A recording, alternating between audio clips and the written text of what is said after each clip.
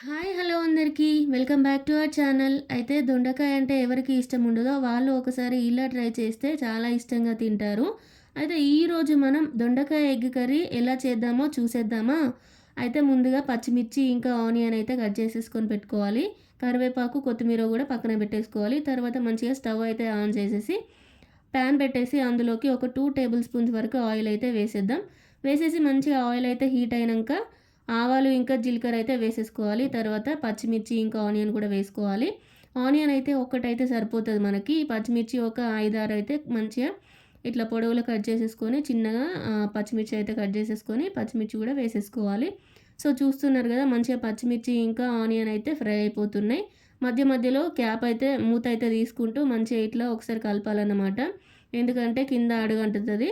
అందుకని చెప్పి ఆయిల్ అయితే నేను కొంచెమే వేశాను. సో చూస్తున్నారు కదా మంచిగా ఇట్లా ఫ్రై చేసుకోవాలి. ఆనియన్ ఇంకా పచ్చిమిర్చి అయితే ఫ్రై అవ్వాలి పూర్తిగా. క్యాప్ అయితే పెట్టేసుకుంటే ఫాస్ట్‌గా ఫ్రై అయిపోతాయి. చూస్తున్నారు కదా ఈ విధంగా. మనం నెక్స్ట్ అయితే అల్లం వెల్లుల్లి పేస్ట్ అయితే వేసుకుందాం. అల్లం వెల్లుల్లి పేస్ట్ వేసిన తర్వాత అది అక్కడే ఉండకుండా మొత్తం మంచిగా మిక్స్ చేయాలన్నమాట. ఓవరాల్‌గా మొత్తం ఆయిల్‌లో మిక్స్ అయ్యేటట్టు మిక్స్ చేసేసుకోవాలి ఇట్లా చూపిస్తున్న విధంగా. సో, ఇట్లా మొత్తం మిక్స్ చేసేసుకొని ఇంకా ఆనియన్ ఇంకా పచ్చిమిర్చి కూడా ఇంకా ఫ్రై అవ్వాలి. దాంతో పాటు అల్లం వెల్లుల్లి పేస్ట్ కూడా మంచిగా ఫ్రై అవ్వాలి కదా! సో, అందుకని చెప్పి మంచిగా మొత్తం మిక్స్ చేసేసుకోవాలి. అండ్ మనం ఇక్కడ సాల్ట్ కూడా వేసేసుకోవచ్చు ముందే. సాల్ట్ వేసేసుకున్నట్టయితే ఆనియన్ మనకి ఫాస్ట్‌గా ఫ్రై అయితది. అండ్ తర్వాత పసుపు వేసేసుకుందాం. పసుపు వేసుకొని మొత్తం మిక్స్ చేసుకోవాలి ఒకసారి. మొత్తం ఓవరాల్‌గా పసుపయితే వేసుకొని మొత్తం మిక్స్ చేసుకోవాలి. అంతా కలిసేలాగా. సో, చూస్తున్నారు గదా! నెక్స్ట్ మనం మంచిగా రౌండ్‌గా కట్ చేసుకోవాలి. ఇక్కడ మన దొండకాయ అయితే రౌండ్‌గా కట్ చేసుకోవాలి ఇట్లా. లేకపోతే ఇంకా చిన్నగా కట్ చేసుకుంటాం అనుకుంటే ఇంకా చిన్నగా కట్ చేసేసుకోవచ్చు. ఇట్లా దొండకాయ అయితే నేను రౌండ్‌గా కట్ చేసేసుకొని ఇందులోకైతే వేసేసుకున్నా.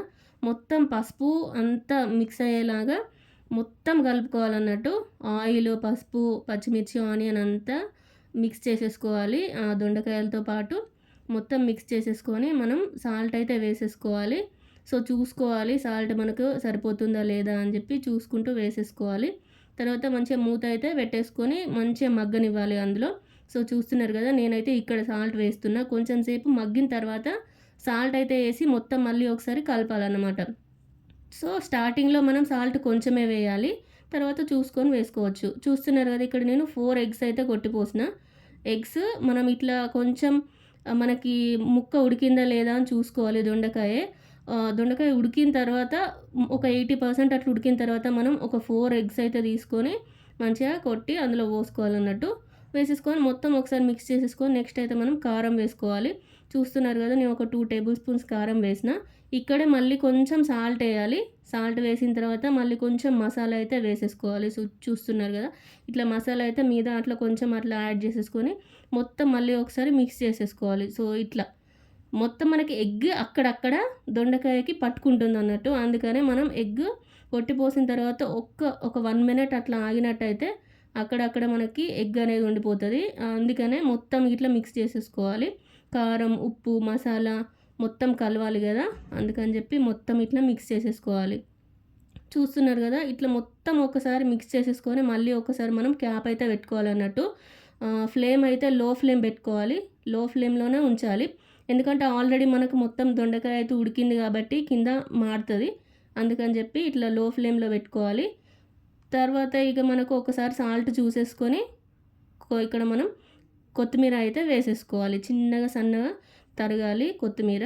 మంచిగా కొత్తిమీర అయితే గార్నిష్ చేసేసుకోవాలి. మీకు దొండకాయ కర్రీ నచ్చకపోతే ఇట్లా మనం ఎగ్ యాడ్ చేసేసుకొని చేసుకున్నట్టయితే చాలా టేస్టీగా ఉంటది. దొండకాయ కర్రీ తినని వాళ్ళు కూడా చాలా ఇష్టంగా తింటారన్నట్టు. చాలా బావుంటది టేస్ట్ అయితే. ఇదే ఫస్ట్ టైం ట్రై చేయడం. నాకైతే చాలా బాగా నచ్చింది. మీకు కూడా నచ్చినట్టయితే ఒకసారి దొండకాయ ఎగ్ కర్రీ ట్రై చేయండి. అండ్ సబ్స్క్రైబ్ చేసుకోండి. Thank you for watching.